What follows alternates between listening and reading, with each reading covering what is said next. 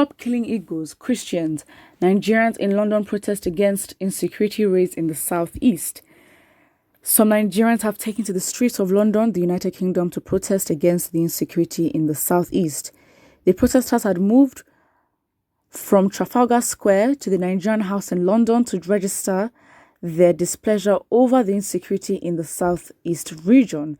On Friday, a Facebook Live video from BBC Pidgin showed the Nigerians who were dressed in Igbo attire flooding the streets of London, chanting "Enough is enough, stop killing the Igbos, stop killing the Christians, Igbos have mothers too." One of the protesters said, "These are Igbos, the ones that their youth are being killed. The Nigerian army police are in the southeast killing our youth. Our parents have been maimed, our mothers have been raped, kidnapped. The Nigerian government has killed us. We are being marginalized. The Hausas, Fulanis, Buharis are murdering us. The police, the army have no right to be in Igbo land. They should go to the north. Children are being kidnapped. The army should go there and rescue them. Enough is enough. They have no reason to come after us. They have refused to give us part of the national cake, but we are people who strive and work hard to make a living for ourselves. They should let us be." President Buhari was scheduled to travel to London on Friday for a medical checkup, but a statement on Friday from the presidency said the trip had been postponed.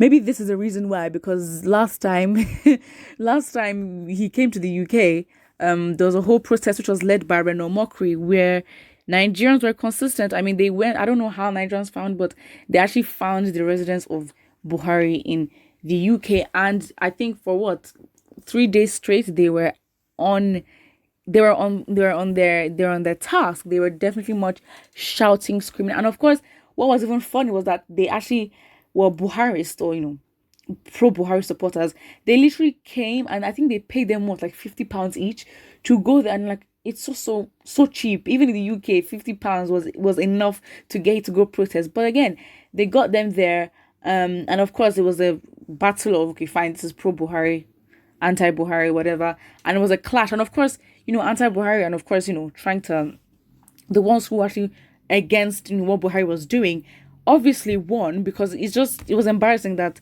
we don't know if they're Nigerians. I mean, of course, they may be Nigerians, but the fact is, they were paid about £50. Little money. It's not even enough for them to buy and sell their trust, and just it's just so sad.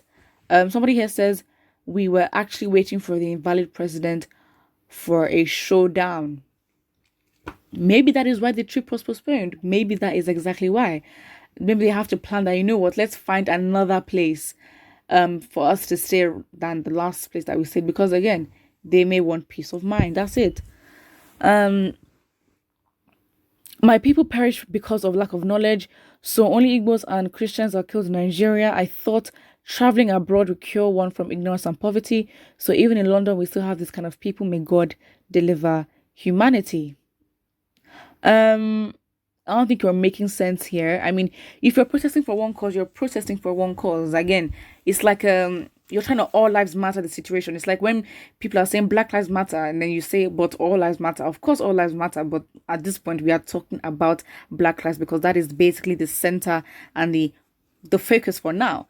And of course, Igbos are literally protesting and saying that, I'm so sorry, but if you're not Igbo and you don't understand, or even if you don't even understand the history of Igbos and the relationship with Nigeria, then I don't think you might have a big understanding on how they are actually so marginalized, and they have every right to speak up against it.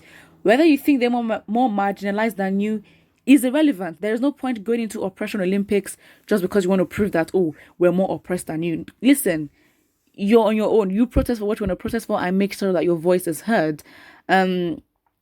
So it's just like, in you trying to make Igbos look foolish, you made yourself look foolish. And it's just like, so you think that traveling abroad will cure you from anything, and you think, so you're assuming that people abroad are just geniuses that are just, what? Please. Somebody here says, the most embarrassed and harassed president ever ruled Nigeria because of bad governance. I think this is why he postponed his medical checkup. That is true.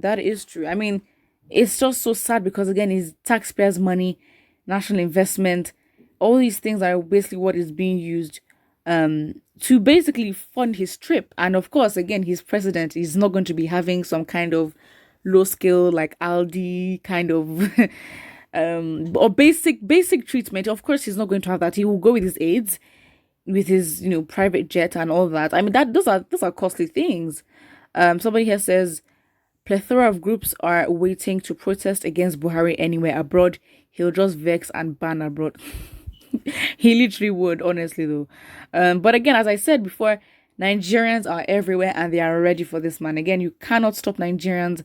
Nigerians are ready.